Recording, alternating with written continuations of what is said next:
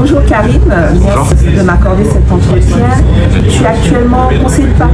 Tout à fait. Et tu es candidat tête de liste pour la mairie du 17e auprès de l'Union de la gauche et des écologistes pour Emmanuel Grégoire. Tout à fait. J'ai cet honneur-là et je suis candidat pour être le prochain maire du 17e arrondissement. Donc, qu'est-ce qui t'a motivé à présenter ta candidature?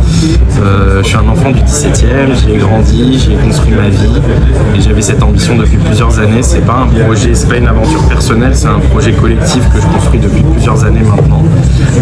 Voilà, j'ai cette ambition parce que j'ai connu un arrondissement très mixte socialement et cette mixité elle se perd. On a un arrondissement qui est très fracturé entre une partie très aisée et une partie très populaire et on a besoin de réunir le 17e et moi je suis candidat avec une équipe derrière moi parce que je pense qu'on a encore beaucoup de choses à améliorer dans le 17e et que les politiques qui ont été menées ces dernières années ne sont pas satisfaisantes. Mais justement, pourquoi avoir choisi de t'engager dans le 17e arrondissement? Qu'est-ce qui t'a donné envie aujourd'hui de briguer J'aurais très bien pu, il y a quelques années, m'orienter vers des territoires plus simples, plus accueillants. Mais en fait, c'est là où j'ai grandi. J'ai grandi à 1 km d'ici, à Porte-d'Anière, à la frontière avec le Valois, dans une cité HLM, avec ma famille. Et voilà, je suis très attaché à cet arrondissement. Et voilà, j'en parle avec beaucoup d'émotion et de nostalgie, mais je pense que cet arrondissement, on peut encore y faire beaucoup de choses. Et il se passe beaucoup de choses dans cet arrondissement qui ne sont pas suffisamment entendues et soutenues. Et voilà, j'ai cette ambition de croire qu'on peut encore changer les choses dans le 17e arrondissement, avec un arrondissement où effectivement il se passe de très belles choses, mais il se passe aussi, on a aussi beaucoup de pauvreté, beaucoup d'inquiétudes et un manque d'accompagnement social. Tu as été aussi conseiller délégué au sport de proximité auprès de Pierre Abadan. C'est ça. Et en quoi cette expérience influence-t-elle ta vision de l'arrondissement? Par exemple, qu'est-ce que ça peut t'apporter de plus que tu peux apporter?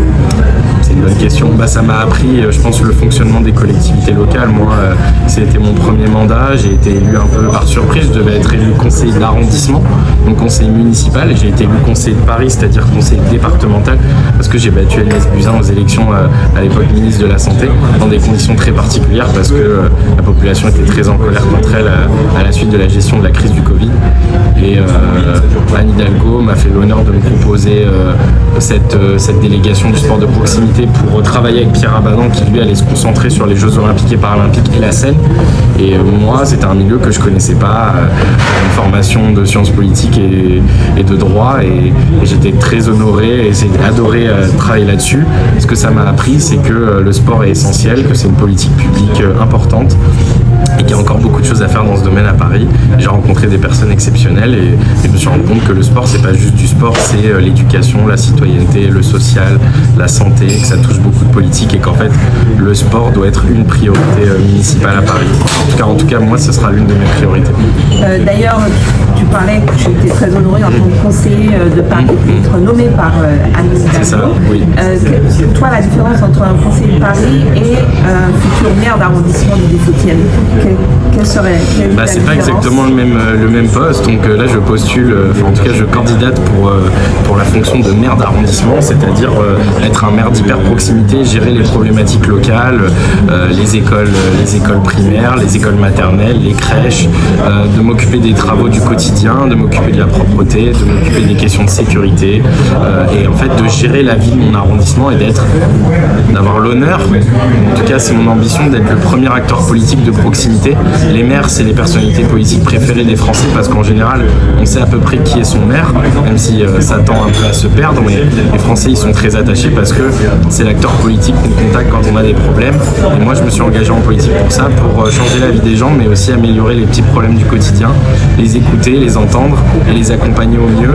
Et voilà, je pense avoir les capacités pour assurer cette fonction.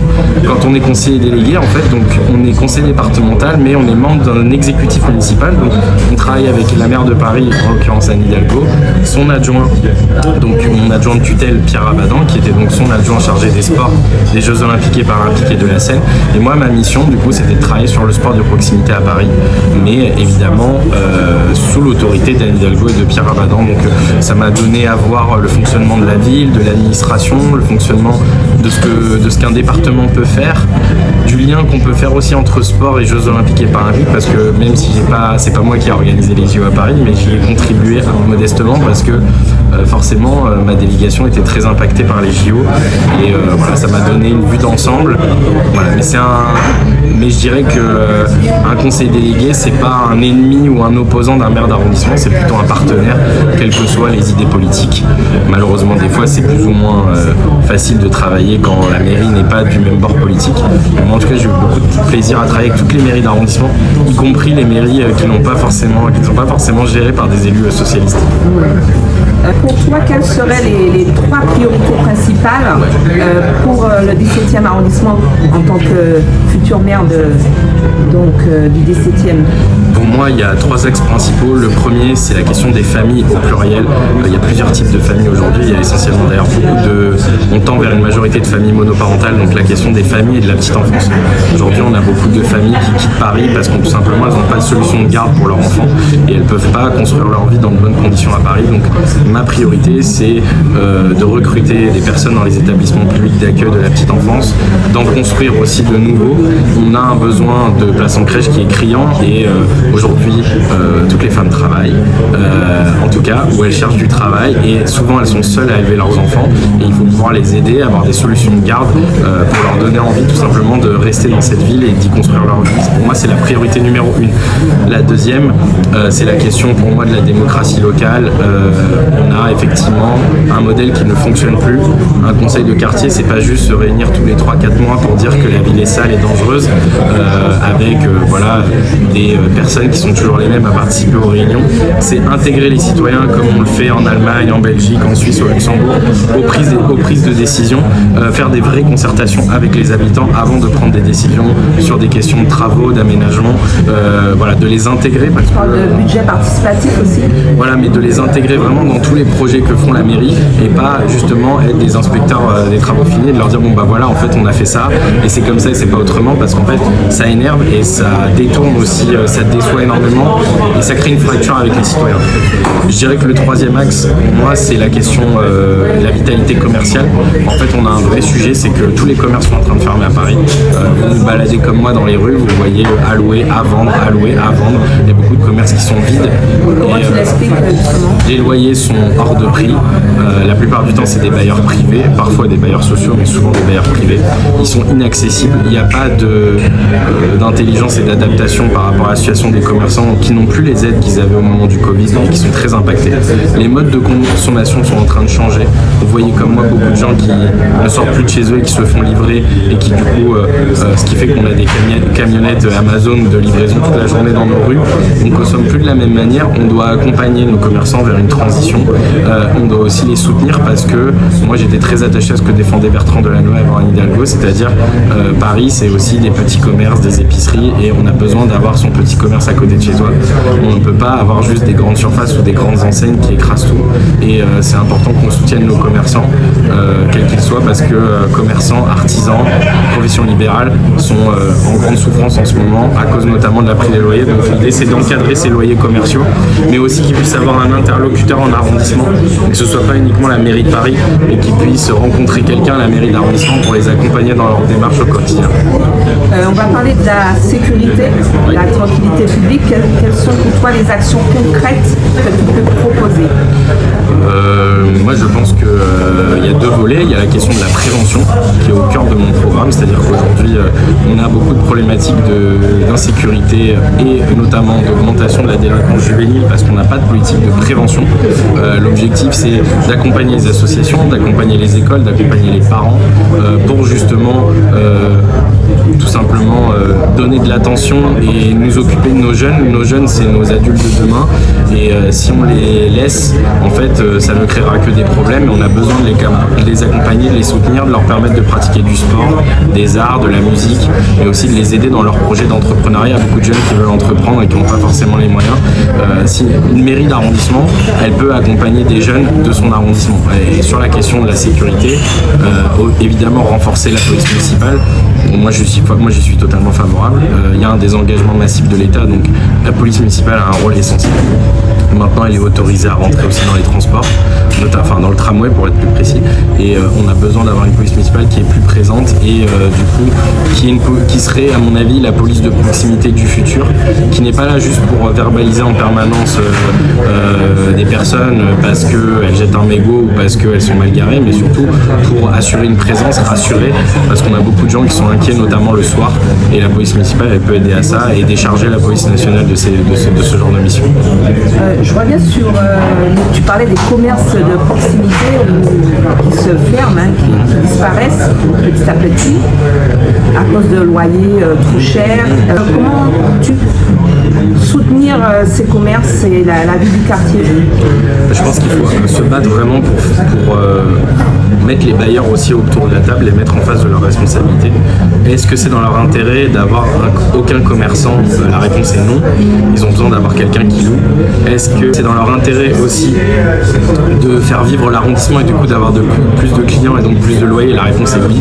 Et donc les mettre autour de la table, les sensibiliser, les rencontrer, mais ça c'est facile à dire et c'est plus compliqué à faire. Il y a aussi la question de l'encadrement, c'est-à-dire qu'il faudra légiférer parce qu'aujourd'hui les loyers ont atteint des prix qui sont stratosphériques et qui sont intenables pour les commerçants.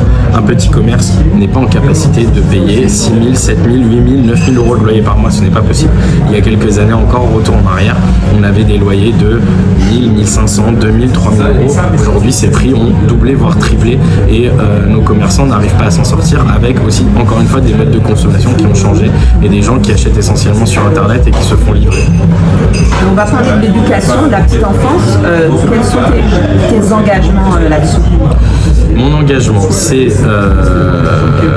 de mieux prioriser les travaux dans les écoles. On a des travaux dans nos écoles maternelles et élémentaires, mais aussi les collèges qui relèvent de la ville, même si les collèges, c'est la compétence du département, mais ce sera en lien avec l'arrondissement. On a des établissements scolaires en très mauvais état. C'est des vieux bâtiments qui ont été construits après la Seconde Guerre mondiale, qui sont très vieux, et du coup les rénover ça coûte cher, mais il faut le faire. On a des écoles qui sont trop vieilles, qui sont des passoires thermiques. Il fait très froid l'hiver, il fait très chaud l'été, c'est insupportable. Et c'est insupportable pour les enfants et c'est insupportable aussi pour les parents qui payent des impôts locaux et qui attendent aussi un niveau de qualité de service. Et on doit penser aussi aux professeurs de l'éducation nationale qui travaillent dans des conditions difficiles. Il y a un sujet aussi petite enfance, et ça c'est la responsabilité de la mairie d'arrondissement. On a des quartiers en souffrance dans le 17e et donc il faut trouver des solutions. Ça veut dire recruter du personnel, mieux les rémunérer, les accompagner, les former, leur donner des perspectives, les aider à avoir un logement sur Paris et à avoir aussi des places pour eux, leurs enfants, dans les crèches et dans les écoles de l'arrondissement, pour leur donner envie de venir travailler, parce qu'aujourd'hui on n'arrive plus à recruter. C'est 97% je crois de femmes dans les établissements de petite enfance. On n'arrive plus à recruter de femmes parce que c'est des métiers difficiles qui ne sont pas suffisamment valorisés. On doit aussi ouvrir des places en plus. Dans le 17e, tout le monde me sollicite pour avoir une place en crèche. Il faut savoir que pour une place libre, il y a à peu près 9 ou 10 dossiers qui sont déposés. C'est énorme. Et donc, beaucoup de parents se disent que finalement, c'est peut-être mieux d'aller louer ou acheter un appartement plus loin de Paris parce qu'on aura des solutions de garde plus facilement et en plus, on paiera moins cher. On doit donner envie aux familles, les classes moyennes notamment, qui n'ont pas forcément accès au logement social, de pouvoir continuer à vivre à Paris dans de bonnes conditions. Parce que sinon, tout simplement, Paris va se vider de ses habitants petit à petit. Et le travail de la ville, c'est justement d'éviter ça. Karim, donc tu as été conseiller délégué au sport de proximité. Quelle place tu donnes au sport et aux associations locales dans ton projet? Pour moi, les associations sportives, elles ont un rôle essentiel, mais il faut que ce soit des partenaires avec une certaine exigence et pas juste des opérateurs de politique publique. J'attends d'eux en fait des engagements, des actes forts. Je les soutiendrai aussi dans leurs actions et dans leurs projets. projets. Et je pense que le sport de proximité a un rôle essentiel pour le social, pour l'éducation, pour le soutien scolaire, pour la lutte contre le décrochage scolaire, pour la lutte contre la délinquance et l'accompagnement social tout simplement des familles, parce que voilà, le sport c'est pas juste le sport c'est la société, c'est faire société, c'est vivre ensemble. Et on a des gros clubs dans le 17e historique qui ont un poids énorme et qui ont beaucoup d'adhérents. On a aussi des toutes petites associations. Et chacun a sa place, chacun doit pouvoir évoluer et se développer comme il faut. Mais l'objectif n'est pas uniquement pour une association d'avoir un modèle économique, l'objectif c'est d'avoir des résultats et de proposer aussi des activités sportives accessibles à tout le monde, accessibles physiquement, géographiquement, mais aussi accessibles financièrement. Parce qu'aujourd'hui, on a aussi des clubs qui proposent des activités qui sont très chères et qui ne sont pas accessibles pour les familles.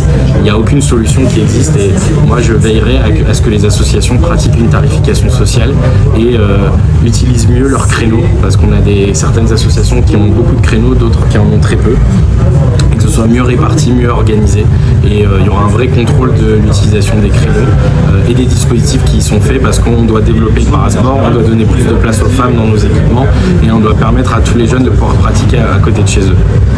On va parler démocratie locale et participation citoyenne. Comment souhaites-tu associer davantage les habitantes et les habitants aux décisions municipales?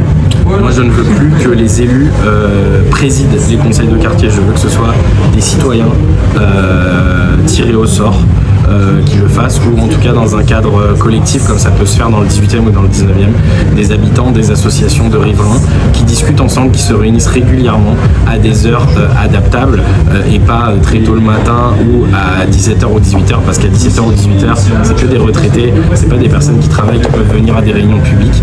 Leur donner de vraies responsabilités, leur donner, les associer à des pilotages de projets comme ça se fait dans plein de pays européens, et ne pas juste leur dire on vous informe de ce qu'on fait, mais plutôt les associer, parce que c'est avec eux qu'on trouvera les solutions et qu'on évitera justement d'avoir des situations, des effets de bord en fait qui sont liés justement à des contraintes quand on organise des travaux ou des changements d'aménagement. Est-ce que tu comptes justement développer les conseils de quartier ou d'autres formes de conservation? Oui, c'est l'objectif, mais en tout cas de les réinventer. Donc il y aura un nouveau règlement, une nouvelle façon de fonctionner les conseils de quartier. Les conseils de quartier qui ont un rôle, je rappelle que les conseils de quartier ont le droit de déposer des vœux au conseil municipal. Ils ont un rôle politique important et c'est pas juste une variable d'ajustement avec des personnes qui vont tous les 3-4 mois dire que la ville est sale ou la ville est dangereuse, mais d'avoir des vrais débats et d'intervenir sur la vie de leur quartier, parce qu'ils y vivent au quotidien, donc ils savent ce qu'il faut changer, ce qu'il faut améliorer.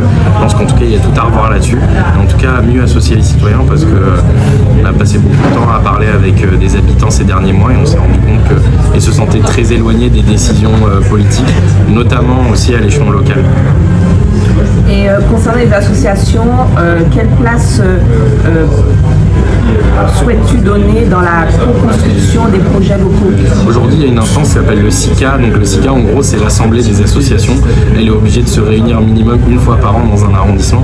Moi, je pense qu'elle doit se réunir plusieurs fois, peut-être même plusieurs fois par semestre, où en fait, on doit vraiment mettre les associations autour de la table sous forme d'un parlement et de les faire travailler sur des projets, mais aussi d'écouter leurs propositions, parce qu'effectivement, on comprendra mieux la gestion des équipements municipaux, que ce soit sportifs, culturels, jeunesse, etc. Mais aussi trouver des solutions, parce que en France, il ne nous reste que ça, le milieu associatif.